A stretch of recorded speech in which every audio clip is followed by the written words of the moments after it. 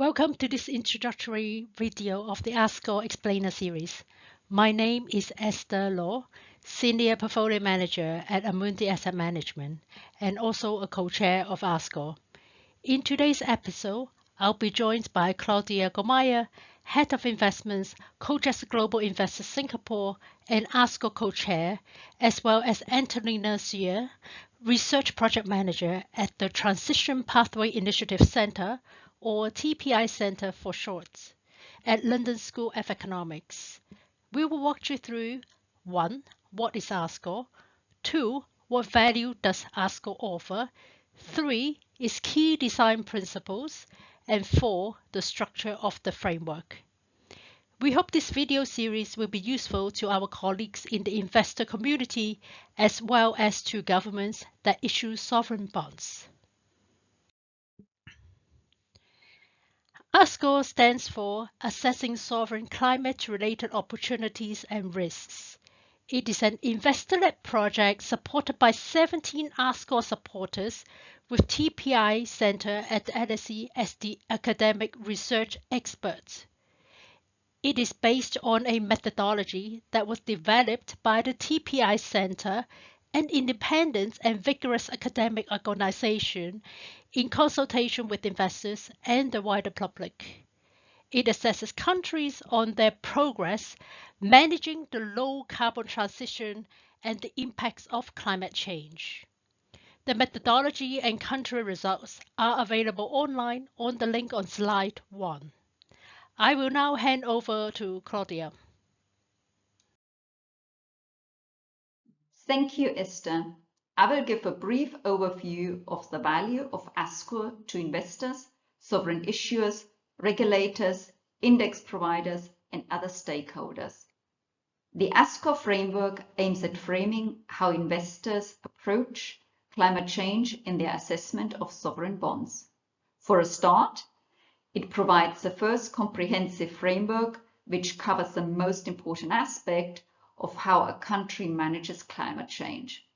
Secondly, whilst ASCOR is not a financial risk tool, it has still financial relevance as it assists investors in evaluating countries' policies towards addressing climate transition and physical risk. Lastly, it facilitates an engagement dialogue between issuers and investors based on an independent assessment by our academic expert, the LSE TPI Centre.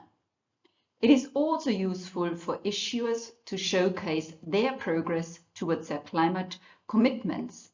This framework can be used by investors on one-on-one engagement work, as well as collaboratively, as in the case of the Collaborative Engagement pilot project, led by the Principles for Responsible Investment with the Australian Government on climate change and opportunities. With this in mind, let's hear from Antonina Scheer, the design principles and framework of ASCOR. Thanks very much, Claudia and Esther. My name is Antonina Scheer and I manage the ASCOR project at the LSE's TPI Centre. I'll give a brief overview of the design principles of the ASCOR framework to help introduce this video series. I'd like to first clarify the ASCOR tool doesn't include any aggregated country scores. Instead, we prioritize providing a more nuanced and granular data set that investors, but also other stakeholders, can use for various purposes.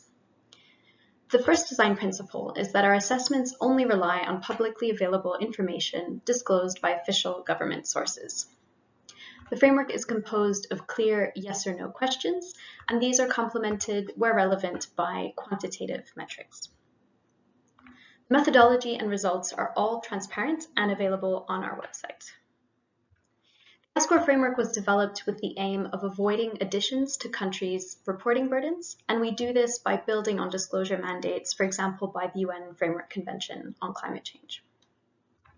Our analysis is all conducted at the national level, but where relevant, we do consider subnational policies, for example, looking at provincial carbon pricing systems.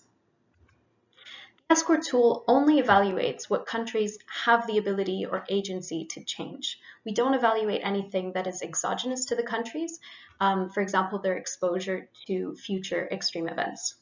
This means that the ASCOR tool focuses on how countries are managing climate risks and opportunities.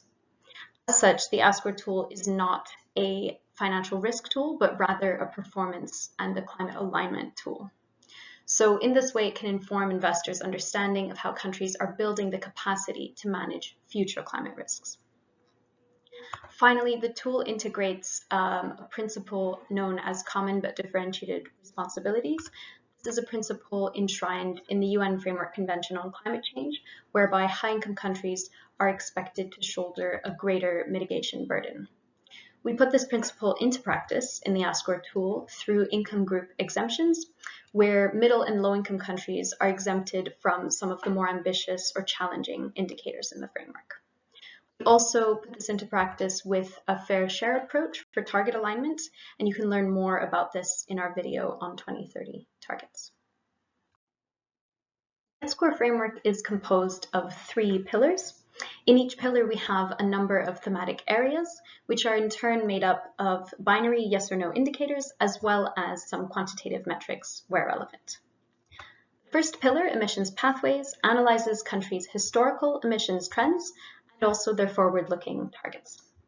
The second pillar assesses a range of climate policies across mitigation, adaptation, and just transition. Finally, the third pillar explores the topic of climate finance, both looking at international contributions to climate finance and also domestic disclosures on costing and spending towards climate goals. So what should you expect from this video series? Well, in each video, you'll find an analyst from our sovereign research team who will explain the area to you. The video will each introduce the area and then specify the relevance of that area to understanding country climate performance. They'll also explain some of the recent results alongside an explanation of the methodology. We hope you find this video series useful. Thank you for your time.